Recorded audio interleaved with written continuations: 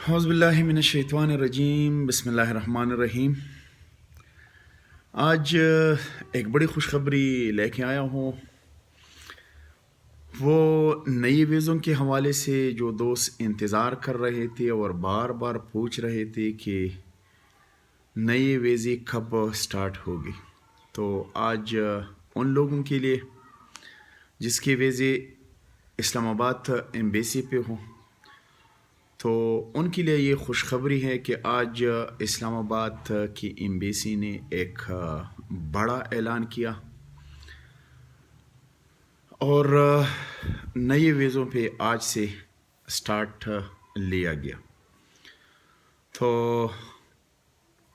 जिन दोस्तों के वीज़े एजेंसियों में पड़े हैं, उनसे गुजारिश है कि वो अपने एजेंट हज़रात से रब्ता करें और अपने वीज़े लगवाए उनसे, और बेशक वो अब सऊदी अरबिया जा सकते हैं।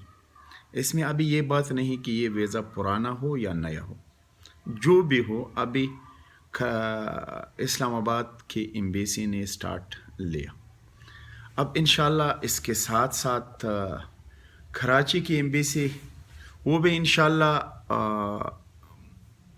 अनकरीब यानी 2-3 दिन में वो भी इंशाल्लाह उनको भी अप्रूवल मिलेगा नए वीज़ों के हवाले से, और पुराने वीज़ों के हवाले से उनको भी अप्रूवल मिलेगा।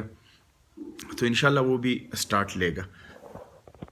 जी, ज़मा چې څومره پښتانه وروڼه دي او د هغوی ویزې په اسلامآباد باندې راغلي وي او هغوی دا انتظار کولو تر اوسه پورې د اسلام آباد په امبیسي باندې نوې ویزې نه لګېدې، زړې ویزې خو لګېدې خو نوې ویزې نه لګېدې.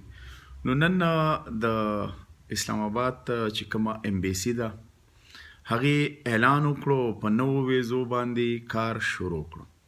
نو زما چې څومره پښتانه وروڼه دي د هغوی دپاره نن دا ډېره زیاته د خوشحالۍ خبره ده، ځکه چې هغې به بار بار دا پوښتنه کوله، تپوس به یې کولو، میسیجونه به یې کول، کالونه به یې کول، او دا یو خبره به یې کوله چې یاره امبیسي به د اسلام آباد کله سټارټ اخلي. نو د اسلام آباد امبیسي ملګرو زه تاسو ته دا زیری در کومه چې د اسلام آباد امبیسي کار شروع کړو په نوو ویزو باندې، په زړو ویزو باندې خو هغوی د مخکې نه کار کولو، په نوو ویزو باندې کار شروع کړو.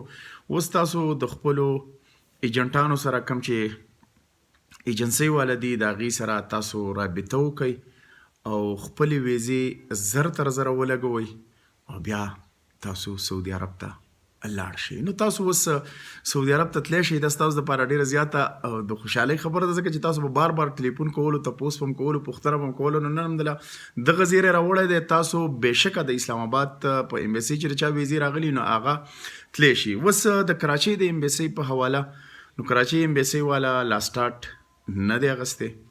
کراچۍ امبیسي به انشاءالله په دې ورځ نیمه کې به هغې ته هم افرول میلاو شي. نو انشاءالله ان قریب هغې به هم په نوو ویزو او په زړو ویزو په دواړو باندې کار شروع کړي.